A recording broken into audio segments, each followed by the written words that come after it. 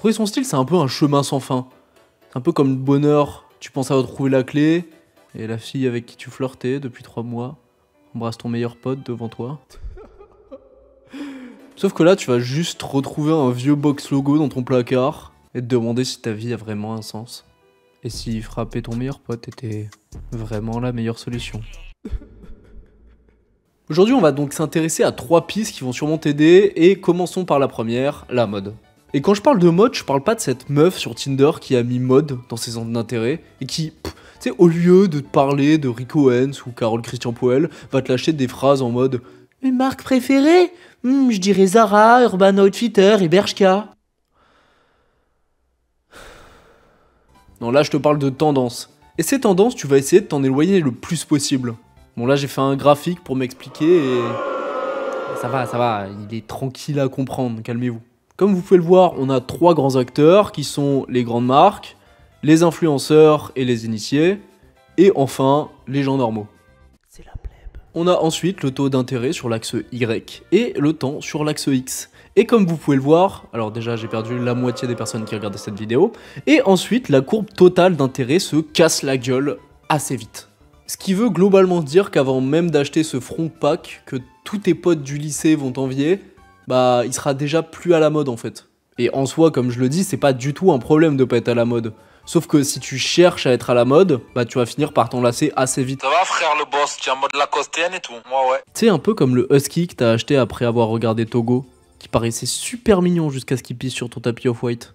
Bon, maintenant que t'as compris qu'acheter un t-shirt off-white qui te fera sûrement passer pour un passage piéton dans le marais, c'est pas une super bonne idée, on va passer au deuxième conseil qui sera l'expérimentation. Tu sais, en fait, la mode, c'est un peu comme aller au McDo. Tu peux choisir de prendre les frites, comme d'hab, pour accompagner ton Big Mac. Mais est-ce que cette fois, tu prendrais pas des potatoes avec de la sauce curry? Et là, bim, tu manges le meilleur McDo que ta vie.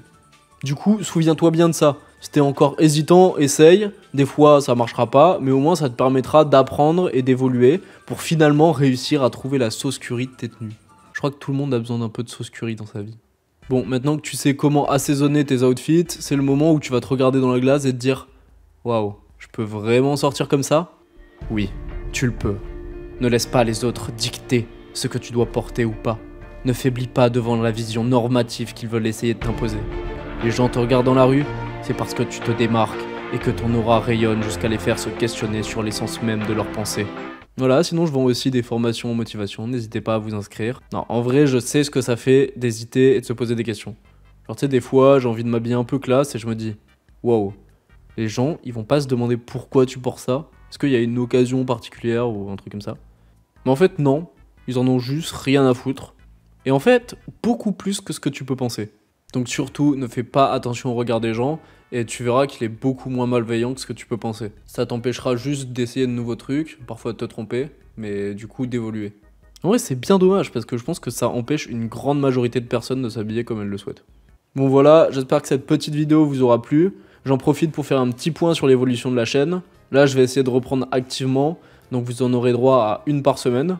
Globalement, il va y avoir 2 formats qui vont s'alterner. Un format un peu classique, donc souvent des face cam, en extérieur, peut-être des hauls, des analyses de la mode, des conseils, etc. Et des formats un peu plus détente, un peu plus divertissement, exactement comme ce que vous venez de regarder. Voilà, n'oubliez pas de vous abonner à la chaîne et à mon Insta @romandetu, et on se dit à très bientôt pour un nouvel épisode de Trends.